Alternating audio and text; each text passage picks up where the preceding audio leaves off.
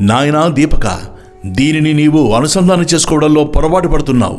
మొట్టమొదటే చెప్పాను కదా, దత్తుడు యోగమాయను ఆశ్రయించి అనేక రూపాలు ధరిస్తూ ఉంటాడని. అదీగాక బ్రహ్మ నారదుడికి చెప్పిన విషయం గుర్తు చేసుకో. తన పాదపద్మాలను సేవించిన యదు, కార్తవీర్య, ప్రహ్లాద, అలర్కులను దత్తదేవుడు ఆత్మవిద్య బోధించాడని బ్రహ్మదేవుడు చెప్పలేదు. వీటిని అనుసంధానం చేసుకుంటే దత్తుడెవరో నీకే తెలుస్తుంది.